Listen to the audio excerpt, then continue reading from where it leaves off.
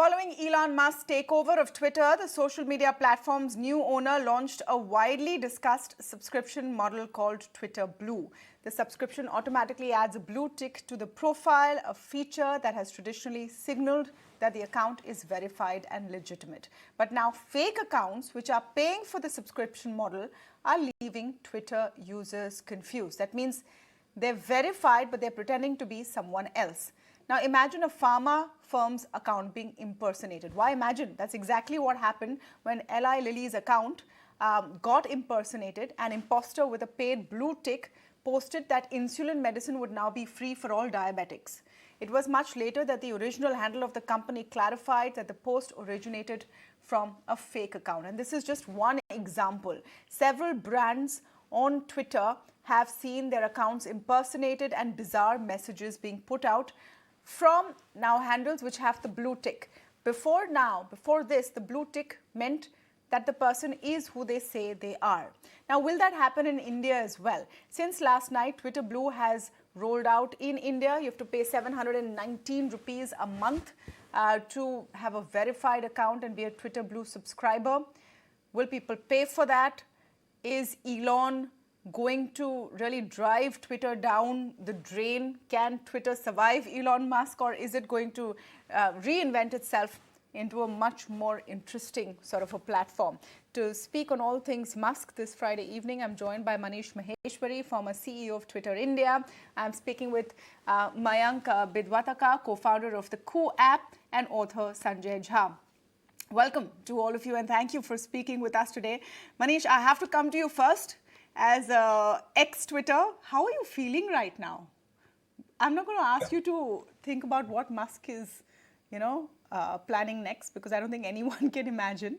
But how are you feeling right now when you're seeing this platform go through this flux? No, I think there's a lot to digest. I mean, I'm also watching all the action, and I think I'm learning about it, like everyone else from Twitter, everything that's going on. I think on one side, there is a lot of anguish and sadness that the entire team in India, or most of them, have been laid off. At the same time, there's also this whole thing about like what's going to happen next, because there's a complete change in the business strategy and a complete change in terms of what the company will do for its user, for its advertiser, and also for its content creator. So like everyone else, I'm watching with bated breath, trying to piece things together and sort of understand, where Twitter goes from here. Where Twitter goes from here is a big question, but just a quick follow-up to you, Manish. How important was the verified check mark and the authenticity part to the product for advertisers? 89% of the revenue comes from advertisers. Advertisers have been fleeing Twitter. As we speak, the head of advertisement and sales relations quit.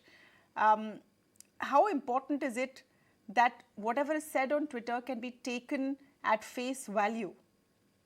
Yeah, so let me give you a bit of a context in terms of what verification meant until Elon came in. Yeah. So verification was given to folks who were notable, folks who were active and who were authentic, right? So someone who has something important to say, someone who was active on the platform, was given the verification sign. And that really meant that, when these people were on the platform, people knew that who they were engaging with, and they knew that the person who is claiming to be someone is actually that person, right? And there was a process around it. And I think it was the process had its own set of guidelines. Now, in the new scheme of things, when anyone can pay and get that sign, the first question becomes, okay, what is the value of that tick now? Because anyone can have it. So the notability part of it is no longer relevant. It's all about who can afford to pay. And the second question then becomes is that how do you really verify someone? And is there a process to that, right? Or is it simply getting the credit card details and sort of, using that? People can get anyone's credit card. People can, there can be multiple people with the same name. So there are a lot of issues that people will run into. So all that remains to be seen. Now, if you look from an advertiser's perspective, advertisers really care for a couple of things. One, they want quality of conversation, and they also care about brand safety. At the same time, they want a platform which is stable, reliable, and sort of something where they can put their money and be comfortable about the investment, the marketing investment they make. At this point in time, many advertisers are quite concerned, and they are also not sure what's going to happen next. So they have adopted a wait and watch approach. Secondly, they feel that with all this chaos, the quality of conversation may also suffer. So they are also trying to figure out what should their strategy be as far as this platform is concerned. Now, one thing to note here is that if you look at the global advertising market, Twitter only accounts for about 1 to 2% of the global ad spend, right? So most advertisers can afford to not spend on Twitter and still be okay. But from a Twitter perspective, at 90% of the revenues come from advertising. So if advertisers pause their investments on Twitter, that does mean that the entire company will not be able to make up for the revenue loss. And that would mean a very precarious financial situation for the company. And I think Elon also hinted at that, saying, the ads have stopped, and I think the No, company he could be said on the verge of bankruptcy. that's a big thing to say. You've just taken it over, and in what, a week, 10 days, the company's on the verge of bankruptcy. Mayank, are you guys looking at this as an opportunity? Twitter is big in India, and especially for quote unquote verified handles. A lot of important institutions exist on Twitter and put out information on Twitter. So it's taken seriously. You think it's an opportunity for coup? Definitely. I think that, uh, you know, with all the stuff that we've seen, I think we've seen Elon Musk talk a lot about bots, which was the first reason why he even tried to back out of the deal, right? Um, I think what he's dealing with right now is, trying to find solutions to the bot problem. Luckily for us, we've never had a bot problem because we've always used very authentic means of signing in, largely phone number, which is OTP verified. I think we've always built our product for scale. We built it for 80% of India and 80% of the world that wants to connect each other better in languages that they speak in. Twitter's, been a very English dominated product. So we've always felt that there's a large market that Ku could cater to. Given everything that's happening and the kind of dissent that we see amongst users, I think there's a huge opportunity to be tapped here for sure. It's sad to see what's happening though. Nobody wants to see people feel homeless from their workplace, which they've been working at for decades. Folks like Manish, they've worked very hard to build a very strong presence in India, and having people leave that and not have a presence for Twitter in India is quite a blow to a lot of people. And platforms like these finally have to be about the people. They have to be about the users. It's not about the owner. It's not about the company. I think that's what Twitter is steering away from. And I think that definitely presents a very large opportunity for us. But Mayank, how is this an opportunity? Because the fact is that in the last year, Ku hasn't managed to really break through. And I say this in the nicest way possible. I'm not trying to be, uncharitable or anything here. But in terms of the outweighed influence that Twitter has, a very, very small percentage of Indians are actually on Twitter. But it has become sort of the starting point of conversations because, like I said, verified handles exist there and they put their thoughts there and news is broken there. And that was something Ku tried to come into. You had some help from the government. They were putting out press releases, etc. there. But it didn't go much further. So what are the hiccups there and how will you turn that into an opportunity now? Well, I think that a lot of folks, just like you, are unaware of what Ku really stood for and why it started. We started this company because 80% of the country does not speak in English. Okay. And these are unheard voices that aren't well represented on Twitter. Twitter is actually underrepresented for Indian languages. Some research back 2.5 years back showed that there are about 600 tweets in Kannada, right? For a state which has 6 crore people. So we started to solve a problem that was mutually exclusive, right? Which is to provide a voice to the unheard voices on the internet, starting with India, right? Like I said, this problem statement is true for the world as well. 80% of the world speaks a language other than English. Yes, we have been habituated to Twitter since the last 15, 16 years of their existence. News breaks there. A lot of folks have accumulated value there in terms of followers, the kinds of reactions that they get, the media behavior and things like that. But every revolution starts somewhere. And who has amassed 5 crore downloads, and that's on the back of some product and some value that users see, right? And a lot of these are vernacular users. So I think, given all the dissent that's happening, given how celebrities will feel, like you stated when you started this discussion, is that the blue tick meant something. The blue tick was actually about the users. It wasn't about the person getting the blue tick. The blue tick was about making it easy for millions of users to find the right celebrity or the right eminent personality that they'd like to follow, right? Right. It no more stands for that. There's going to be a lot of misinformation going forward, especially if this thing No, so, continues so on. that brings me to my question. How are you offering an alternative to this? By bringing in many, many unheard voices. They're two different things. Well, all I was trying to tell you is that we cater to a very different audience. All right. So We're you're not in the now, we're same now, race. well, now we will be, right? Okay. You have a lot of people who are looking for alternatives, and we have created a very, very strong product here. And Okay.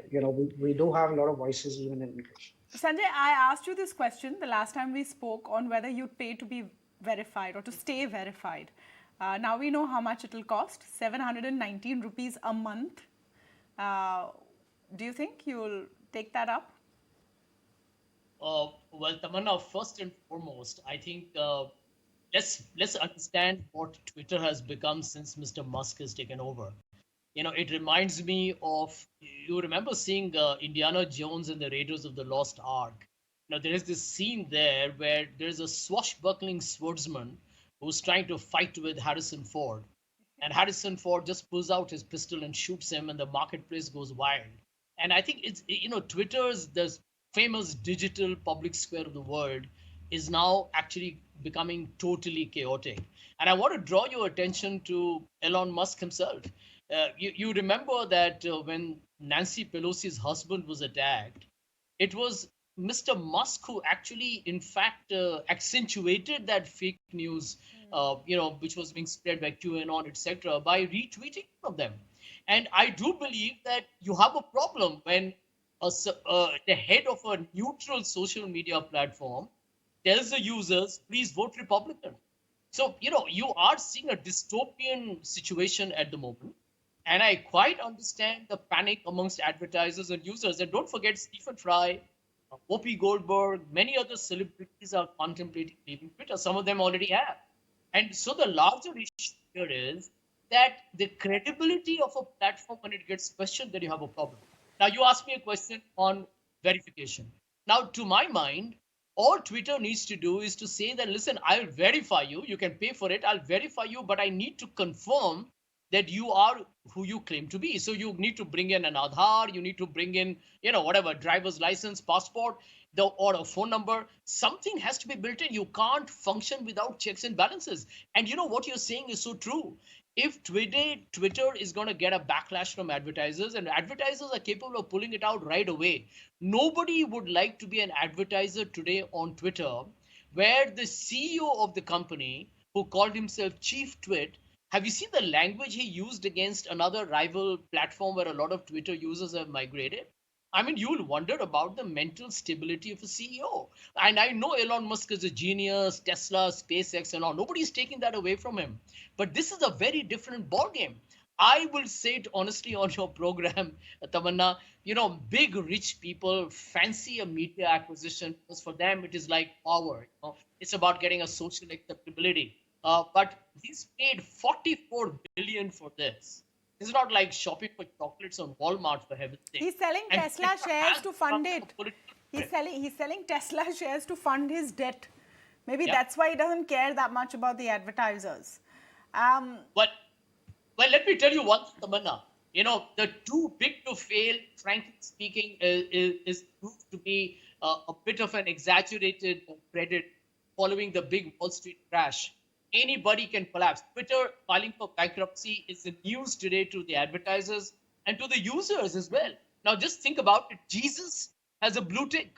How bizarre are we becoming? So, you're going to have people impersonating. So, my simple answer to your question after a long winded answer is this: that if tomorrow I'm a public figure, I'm in politics, tomorrow somebody buys, puts my name, and it can be Yeah. somebody from the right wing who are fanatical guys, and they put my name and they post some very inflammatory content, and I have a cops knocking at my door, I have to get seriously paranoid. So, Twitter So, could be so, so unleashing that a brings very me to dangerous that kind of brings me content. to Elon's fix for it. And Manish, let me get your view on this. So his fix is that if someone's impersonating and doesn't put the word parody in the name of their account or in their bio, then Twitter will take their $8 and suspend them, and they'll keep punishing them till it stops.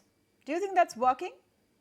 Well, I mean, you need to have the entire machinery to keep doing that, right? I mean, how often will you do it? And I think people can get blocked and they can open another account. I mean, what is the cost of opening a new account? And I think you can pay another $8. So there has to be a more thoughtful way of doing it rather than just saying that I'll just suspend the account. One is that. Second is clearly it is leading to a lot of confusion, right? And I think one has to understand the collateral damage it is causing to the reputation of the platform, and also to the value of the verification and the brand safety and other things that were very important. And I think that has been built up over several years. So my view is that a manual way of simply blocking someone for doing something, like, it's not scalable. There has to be more systematic and thoughtful way of doing it. Okay. Let's have some fun here. Not that Elon Musk is listening or is asking for our advice, but if you had to advise him and tell him what to do next, Sanjay Jha, this strange grey check mark, double verification is gone, come back, gone, come back. Do you think this is the way forward to at least stop the impersonation? Because that can get dangerous. Well, the first thing I would tell Mr. Musk is that he should quit Twitter himself. Because I'll tell you what has happened. Everyone is, waiting with breathless anticipation for the next bizarre, outrageous comment he's going to make. Yeah. And he's made it against people. He's making it against celebrities. He's kind of announcing situations of what he's do, etc. I think he, if he steps out, people will get the first impression that okay, maybe they're corporatizing it. Maybe they'll talk governance. Maybe there'll be other faces who will actually make a comment on it.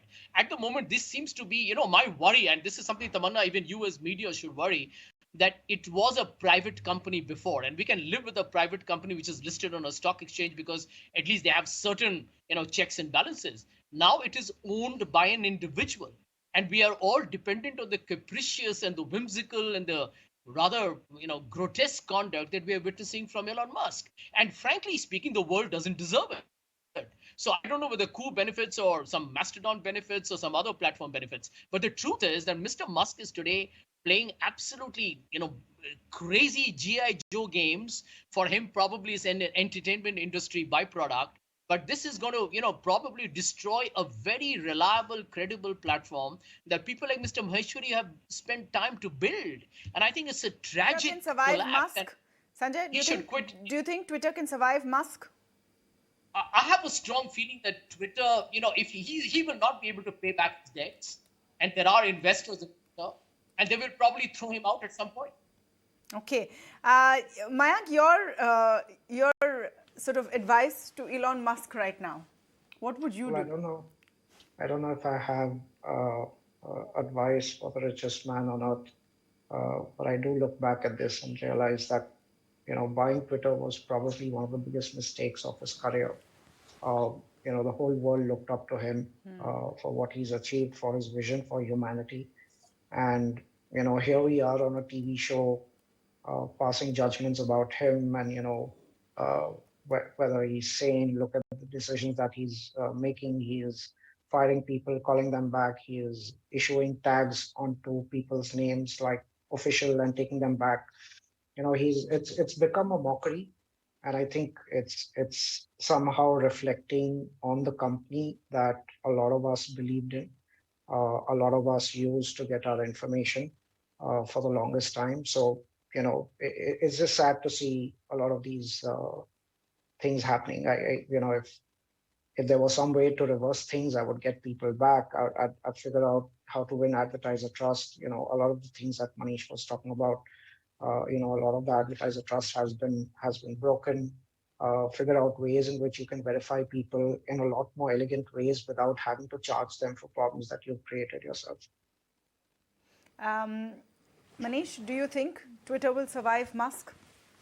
See, I mean, the way I see this, Tamanna, is that, at the end of the day, Twitter is a social media platform, and social media platforms benefit from network effect, right? I mean, when a lot of users use them, a lot of content creators put content, the value of the platform increases, and over time, they become more and more powerful, right? But just by the way, he's saying that his users have gone up to all-time highs. User engagement has gone up phenomenally. Yeah, because it might be because of the interesting tweets he sends out and all the drama that is unfolding, right? So people are, of course, curious to find out. But the question is that stable, sustainable growth? And that's one aspect of network effect.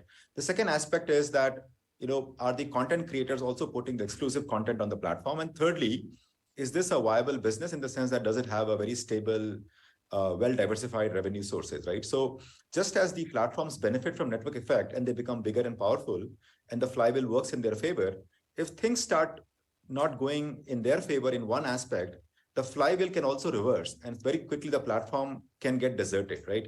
And that's the biggest fear that I have is that, okay, would it start a situation where people start leaving, important people start leaving, and as a result, users start leaving, content creators stop putting important content, and then it becomes a deserted house. And I think there's no reason for people to be there, right? So my advice here would be that, yeah, I mean, it's important to make changes, but one has to also do it thoughtfully and in a way that you don't alienate your existing set of users in a way that the entire house comes crumbling down, right? So I think that's the fear I have.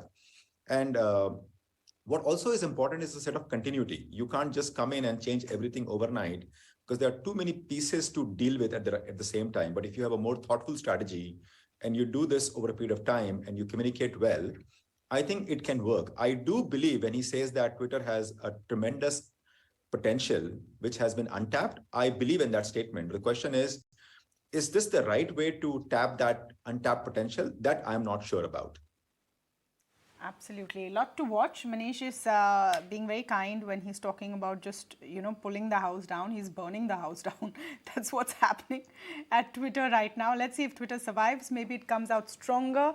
Right now, nobody seems to be leaving. Everyone's sticking around to see how this ends. Because the excitement is quite high, right? I mean, all of us want to know what's the latest. I mean, we don't need to watch Netflix because I think we see the drama unfolding in front of us. But it's sort of that very perverse. Sad and very full of anguish for people who were part of Twitter and who have built this over the years. I'm sure. You must be feeling the pain today, Manish. You've worked hard. Yeah, I mean, it's a very different feeling saying, out of pain, you're watching all this and hoping that, something will change over time. Because, see, one also has to realize that ultimately this will start hurting people where it matters to them. I think the plea from Elon when he did a town hall yesterday saying that the Twitter is on the brink of bankruptcy, that itself is a wake-up call that, okay, what happened in 2 weeks that, a company which was almost break even and was fine is down on its knees and on the verge of bankruptcy. So what signal are you sending by saying that? Like, will advertisers trust the platform to make investment? Would users invest their time and energy to build followership? Would content creators put their best content out there, or would they look for alternative? So it has implications on all the sides of a network effect, which to me is the early sign that people will look for alternatives. And if they start looking for alternatives in a serious way, and if they start making that investment elsewhere, what is the future of this platform? Because in a social media platform, there is no other asset other than the continued love and engagement of your users and content creators. That's the only asset, and charging them $8 and not giving them any real value for it might not be the way. I know India, $700, 700 rupees plus per month. I don't know how many will stick around for that. We'll have to wait and see. Thank you so much to all of you. This is an ongoing story. Great to have all of you on the show today, and we'll watch the Twitter spectacle as it unfolds. Thanks for joining us. Thanks for having us. Bye. Bye, everyone. Thank you.